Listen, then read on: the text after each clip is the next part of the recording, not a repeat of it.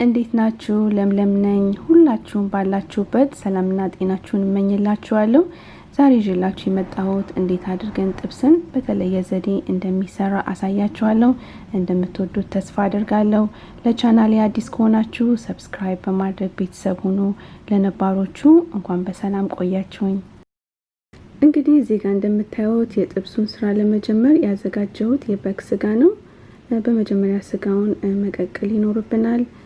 ለመቀቀል የሚያስፈልጉ ነገሮች እርድ፣ ነጭ ሽንኩርትና ዝንጅብል ናቸው። እኔ ደግሞ የምጠቀመው በኢንስታንት ፓት ነው። እናንተ ባላችሁ በቤታችሁ ውስጥ ነገር መጠቀም ትችላላችሁ። እንግዲህ አሁን ስጋውን በሎሚና በአቸቶ አድርጌ በደንብ አድርጌ አጥቤ አዘጋጀዋለሁ። አሁን እዚህ ጋር ስጋውን መቀቀል እንጀምራለን። እኔ ሽንኩርት፣ ዝንጅብልና ነጭ ሽንኩርቱን ትልልቅ አድርጌ ነው የከተትኩት። እናንተ ግን ብትፈጩት ይመረጣል። ምክንያቱም በኋላ መረቁንና ስጋውን መለየት ስለሚኖርብን ሁሉንም እየመረጣችሁ ስፔሻሊ ዝንጅብሉን መልቀም ስለሚኖርባችሁ እንደዛ ከማድረግ ፈጭታችሁ ካደረጋችሁበት መረቁ ላይ ሁሉ ነገር ስለሚቀር በኋላ እንደዚህ መምረጥ አይኖርባችሁም። ስራችሁን ትንሽ ቀለል ያደርግላችኋል ብዬ አስባለሁ። ከዛ 2 ኩባያ ውሃ አድርገን እንዘጋዋለን። እኔ 5 ደቂቃውን ስጋውን ያበስልልኛል ብዬ ገምታለሁኝ። እናንተ እንግዲህ ከዛም በላይ መጨመር ትችላላችሁ። እና ይሄው እንግዲህ ከ5 ደቂቃ በኋላ ስጋው በስሎ ይሄንን ይመስላል። አሁን ስጋውንና መረቁን እለየዋለሁኝ። ከዛም ያው ስጋውን ለመጥበስ የሚያስፈልጉኝ ነገሮች እነዚህ ናቸው። ብዙ ይመስላል፣ በጣም ጥቂት ነው። እና አሁን ፔስት መስራት እጀምራለሁ። ፔስቱን ለመስራት ነጭ ሽንኩርት፣ ዝንጅብልና ካሹናት ነው እና ቃሪያ የሚያስፈልገኝ።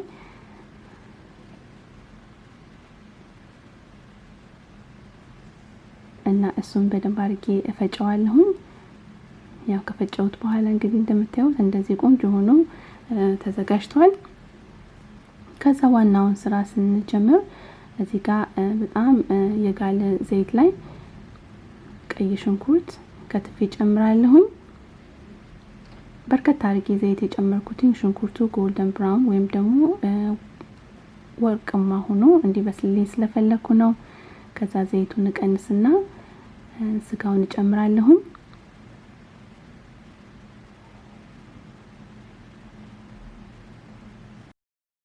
አንድ ሾርባ በርበሬ ጨምራለሁ። ከዛ አብሬ 5 ደቂቃ ያህል በደንብ ጠብሰውና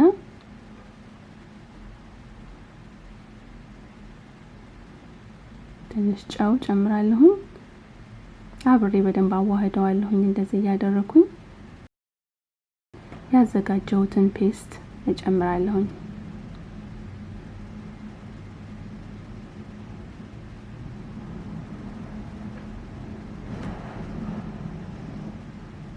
ከዛ ሁሉ ካሹናቱም ነጭ ሽንኩርቱም ዝንጅብሉም ስጋውም አብሮ እንዲዋሃድ የቅድም ካጠለልኩት መረቅ 1 ኩባያ የሚሆነውን እጨምራለሁ።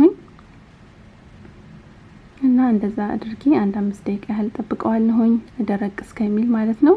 ይሁላችሁ እንግዲህ ደረቅ ብሎ ቆንጆ ሆኖ በስሏል። ከዛም በመቀጠል ያዘጋጀሁት ቅመም አለ። የስጋ መጥበሻ፣ ኪውመን እና ቁንደ በርበሬ መጨረሻ ላይ ጨምረዋለሁ።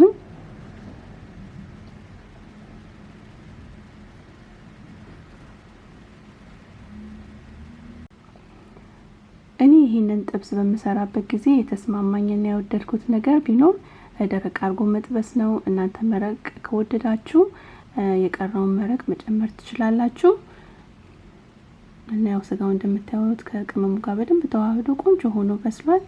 እና ትንሽዬ ቅቤ ለሽታ ነው የማደርገው፣ ብዙ ቅቤ የማያስፈልገው፣ ምክንያቱም የራሱ የሆነ ቆንጆ ጣዕም አለው። ብዙም ቅቤ አያስፈልግም።